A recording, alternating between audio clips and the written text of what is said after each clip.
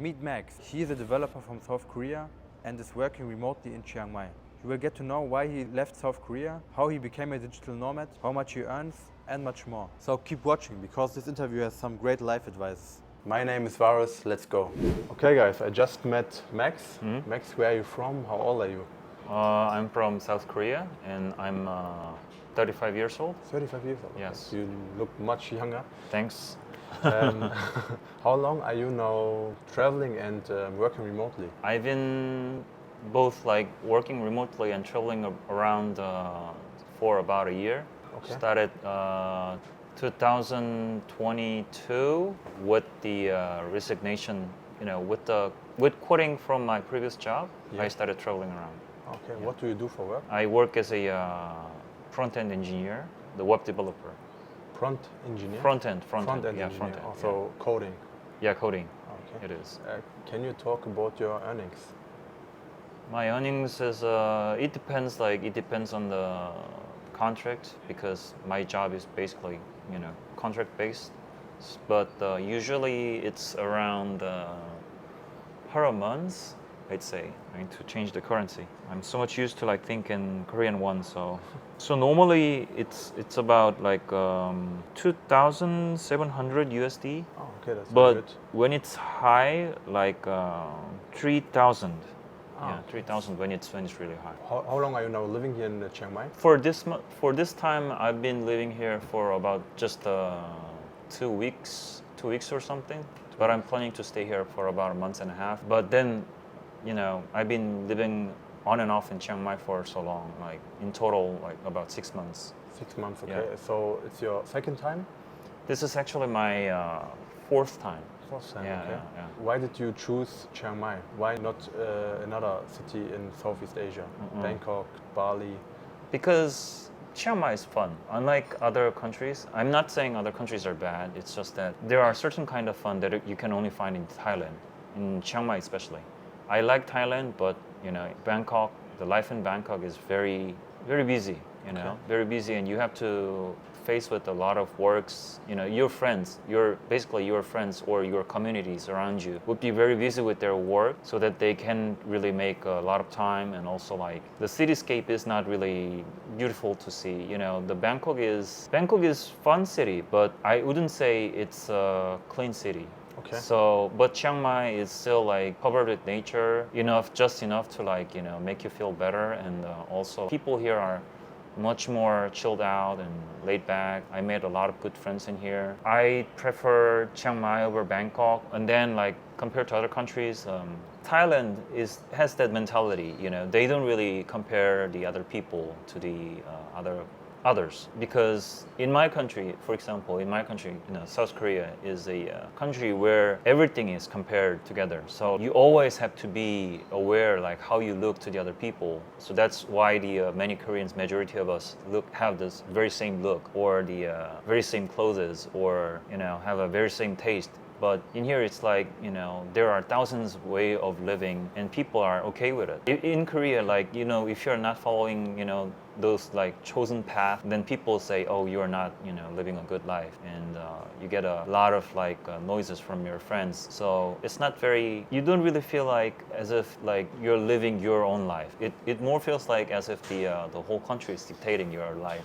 How should you be living, or how should you be acting? And then every country has different degree of this kind of the social constraints. But Thailand, I think so far has the most leeway. I've been to Portugal and Brazil. They are also both very good countries, but European countries are in general they're somewhat constraining, Plus especially the racial structure of the European countries are not as diverse as Thailand, Thailand is really diverse country. And also Brazil is very fun country, but at the same time it's very dangerous country. Yeah. But Thailand is very fun, very filled with the freedom, but at the same time it's very safe, and cost of living is very cheap. So I'd say this is the number one country to stay in the long term. Yeah. So would you say you escaped South Korea because of this mentality of Yeah. the society? Yeah. And here in Thailand, you don't feel this pressure, or True. how is the work culture in South Korea compared to Thailand? Actually, when it comes to the work culture, I think it's pretty much similar. Like all Asian countries are facing with this problem. So in Korean culture, you're supposed to work. The startups are changing the landscapes of these markets these days. But it used to be like you have to come to the company at 7 a.m. and you have to work until like 11 or 12. So basically you have no life, outside of the work. Same thing also applies in Thailand as well. And that's one of the reasons many of my Thai friends who are living in Bangkok, who have lived in Bangkok, are moving or have moved to a different area in Thailand. So many of my Chiang Mai friends or many of my friends in Udon Thani, they are actually coming from Bangkok, but they could not endure such kind of like pressure of work all day. They just, stop living in Bangkok and move to different, side of the city. And Chiang Mai I told you, like Chiang Mai is very like, chilled out, relaxed country, and work culture is also maybe like more relaxed in Chiang Mai, I think, but it's just that you don't get a lot of money. Yeah.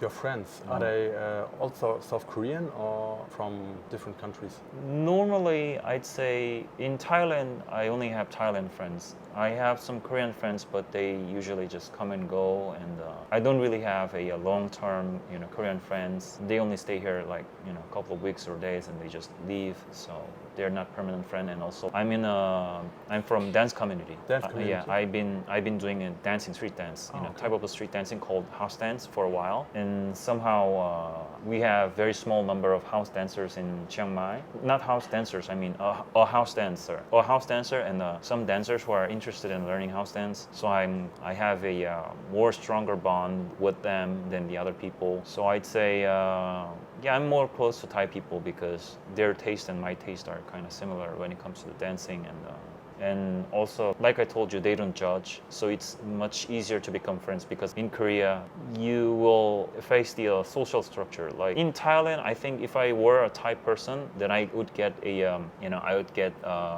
categorized by that social norm in here as well, because they also have the people from the in a higher position and the people from the lower position. But as I'm staying here as a foreigner, I get less comparison. I get a less kind of, I don't really get that kind of look from the friends. So it's better for a tourist, I think. Okay. Yeah. How do you get things done, and how does your working day look like here in Chiang Mai? Here in Chiang Mai, I wake up and usually do some morning workouts. Yeah. There's a swimming pool in my condo. It's really cheap to get a condo with a swimming pool in Thailand. So many Koreans and many foreigners who are staying here, they usually get a condo with a swimming pool. So I also get a condo with a swimming pool. So in the morning I swim and I just do some workout, and then probably another workout in the morning because I'm from dance background, so I do some like dancings or I do some martial arts, and then I move on to work in offices just like here, or I probably move to a cafe and start work on my project and maybe talk with my clients in Korea, and then I work, and then around the nighttime I stop working and probably go to a club or bars. I don't drink, but go there for fun, or I go to events that I and my friends are organizing. Hang around with my friends, dancing, practicing together, that kind of stuff. Was it spontaneous to leave South Korea and work from here? You always think about it, and because of COVID you couldn't do it, or? No, actually during even the COVID time, we were able to fly in here. It's just that there were more barriers to like go over, such as like you need a vaccine certification and more precautions. But during the COVID times, you were allowed to be here. But the things looked very differently at the time. Could you talk more about your job? What do you do there exactly, and how did you get into this industry? Well, that's a long story actually. I went through a lot of old weird jobs. I started out my job as a working in a film magazine. So I started my first job experience in a film magazine as a writer. So I used to write a film critiques or film interviews or featured articles about the films. And then as the whole like book reading or paper market has been diminished for over the years, right? So since then I had to like move on to different jobs. So I started working as a translator in some like big companies. And then with the translation skill, I still didn't make enough money. So I had to find different jobs, and then I landed on the job hotel industry. So I worked in a hotel for a while and pick up the many languages. And then suddenly, like, I've been doing programming as a hobby for a long time since I was very young. And then somehow one of my friend who is a programmer, he just asked me like, we need a more person in the team and we are looking for the person, but you can help me with that, he asked me. So I told him that I'm also interested in that and I do programming as a hobby. And then I, proved him that I have some, portfolios that I have made in the past. I showed the stuff and he did some more tests and then put me in the same team, and we started working as a team of freelancers. And then I worked in after that, one of the companies we worked together, they just like asked us to stay with them. So I became a regular worker from there and worked about like 4 years, and then in the end I got the really serious burnout. Burnout. Okay. I burnt out, and the mental hospital said some like left some cautions about like working in such hostile environment. So I stopped working, and then I had to like find the new set of goals. Normally, I don't know how the things are in Germany or in different countries, but in Korea, like your job is almost equivalent to your life. Once you quit your job, you're losing your life, because it is not easy to move from jobs to jobs in Korea, because in Korea a lot of big companies are holding the majority of the market, such as Samsung and Hyundai. You know them. Since they are holding the market, it's not easy to like move from Hyundai to Samsung, because like they are the rivals, right? So it's not easy to move from company to company. Okay. So many people in Korea think your life equivalent to a job. So in my case, it was not really easy to think what I could do outside of the job. So I had to set a new goals, and I had to find the new ways of like living the life without the jobs, without the company name. And then I just realized that I really haven't really traveled a lot. And then somehow I thought of Thailand, because once I visited Thailand for maybe about like 5 days once, and 3 days once, twice before, but very short time. But the memory was so good. I remembered about that, and then I thought, oh, maybe this is a good time to live in Thailand for a long term and reevaluate what could be my future goals and how should I be living in the future. And then somehow everything like worked much better since I started living in Thailand, and I've been like keeping this life so far, and I'm really satisfied with it. I've also been to other countries, but I usually come back to Chiang Mai because of the reasons that I already mentioned before. You also told me you have some health issues with your kidney. Why do you don't treat yourself here in Thailand? Why are you always going back for treatment to South Korea? Is the treatment here not so good, the quality? No, I'd say the quality is good, but my illness is very specific one. Okay. So it is not easy to treat, this such complex illness from, foreign soil in the first place. That's the one thing. And second thing is it's really hard to explain to them in complex, like I'm Korean, so I'm using English as a second language. So sometimes my expression is not 100% correct. So I'm worried about like mis-explaining or wrongly explaining my situation, my medical situations. So to avoid that, I'd rather like get the checkup in my country. And third thing is that as a Korean citizen, Korea is also one of the countries with a good healthcare system. Maybe not as good as European ones because we still have to pay, but we do have a really good Medicare. The price of getting checkup is much cheaper in my country. Maybe about even more than 10 times, I think. Oh, okay. So compared to here? Yeah. Oh, okay. So still, I still have no choice if that's the case. So that's why I prefer like get the checkups in Korea and then I come back for a living. What would you tell people who also living similar kind of situation you live? I think I really haven't thought about that. Like, for example, Yeah. maybe there are some people who also would like to travel, quit their jobs, and live this kind of lifestyle, travel and work remotely, earn money.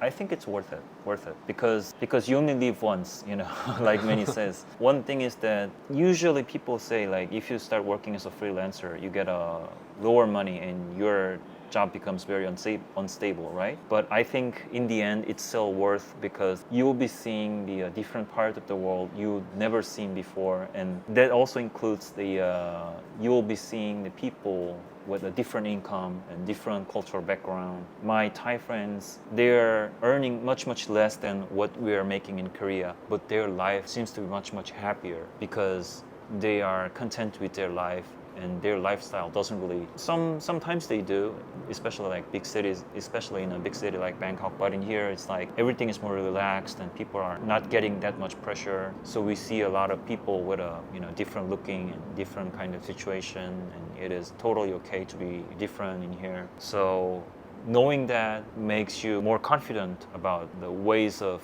living that you're choosing right now, and in the end you'll be basically more happier if you're living abroad by knowing that there's no such thing as a right way of living or right way of doing things.